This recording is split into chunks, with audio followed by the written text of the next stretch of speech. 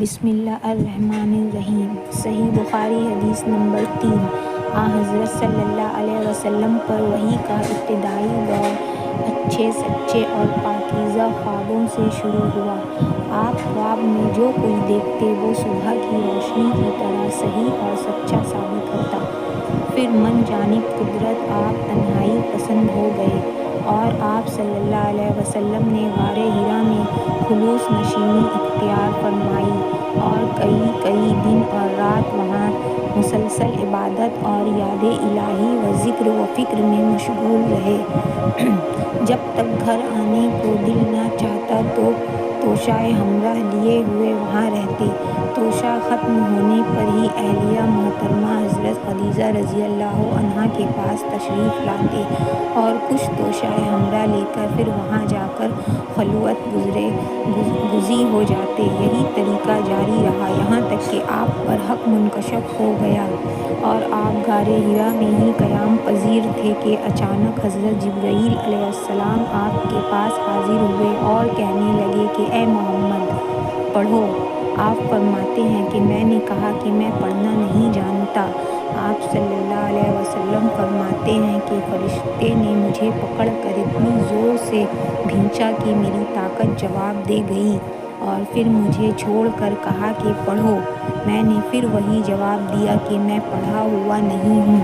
اس فرشتے نے مجھ کو نہایت ہی زور سے بھینچا کہ مجھ کو سخت تکلیف محسوس ہوئی۔ پھر اس نے کہا کہ پڑھ۔ میں نے کہا کہ میں پڑھا ہوا نہیں ہوں۔ فرشتے نے تیسری بار مجھ کو پکڑا اور تیسری مرتبہ پھر مجھ کو بھینچا، پھر مجھے چھوڑ دیا اور کہنے لگا کہ پڑھو اپنے رب کے نام کی مدد سے جس نے پیدا کیا اور انسان کو خون کی پھٹکی سے بنایا، پڑھو اور آپ کا رب بہت ہی مہربانیاں کرنے والا ہے۔ بس یہی آیتیں آپ حضرت جبرائیل علیہ السلام سے سن کر اس حال میں غار حرا سے واپس ہوئے کہ آپ کا دل اس انوکھے واقعے سے کانپ رہا تھا۔ آپ حضرت خدیجہ کے یہاں تشریف لائے اور فرمایا کہ مجھے کمبل اڑھا دو، مجھے کمبل اڑھا دو۔ لوگوں نے آپ کو کمبل اڑھا دیا۔ جب آپ کا ڈر جاتا رہا تو آپ نے اپنی زوجہ محترمہ حضرت خدیجہ رضی اللہ عنہا کو تفصیل کے ساتھ یہ واقعہ سنایا اور فرمانے لگے کہ مجھ کو اپنی جان کا خوف ہو گیا ہے۔ آپ کی اہلیہ محترمہ حضرت خدیجہ رضی اللہ عنہا نے آپ کی ڈھارس بندھائی اور کہا کہ آپ کا خیال صحیح نہیں ہے، خدا کی قسم آپ کو اللہ کبھی رسوا نہیں کرے گا اور آپ تو اخلاق فاضلہ کے مالک ہیں، آپ تو کنبہ پرور ہیں، بے کسوں کا بوجھ اپنے سر پر رکھ لیتے ہیں، مفلسوں کے لیے آپ کماتے ہیں، مہمان نوازی میں آپ بے مثال ہیں اور مشکل وقت میں آپ امر حق کا ساتھ دیتے ہیں۔ ایسے اوصاف حسنہ والا انسان یوں بے وقت ذلت و خواری کی موت نہیں پا سکتا۔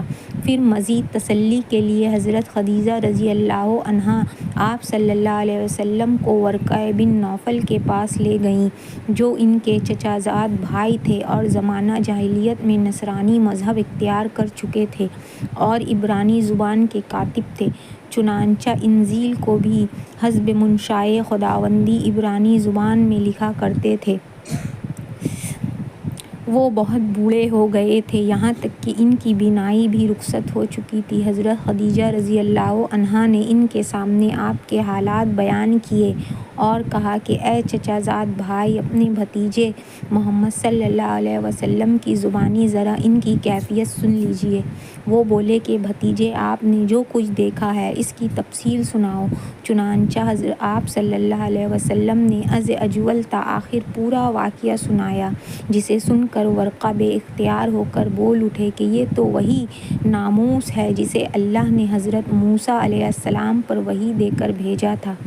کاش میں آپ کے اس عہد نبوت کے شروع ہونے پر جوان عمر ہوتا، کاش میں اس وقت تک زندہ رہتا جب کہ آپ کی قوم آپ کو اس شہر سے نکال دے گی۔ رسول کریم صلی اللہ علیہ وسلم نے یہ سن کر تعجب سے پوچھا کہ کیا وہ لوگ مجھ کو نکال دیں گے؟ ورقہ بولا ہاں، یہ سب کچھ سچ ہے، مگر جو شخص بھی آپ کی طرح امر حق لے کر آیا، لوگ اس کے دشمن ہی ہو گئے ہیں۔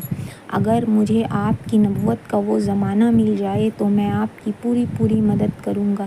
مگر ورقہ کچھ دنوں کے بعد انتقال ہو گئے، پھر کچھ عرصہ تک وحی کی آمد موقوف رہی۔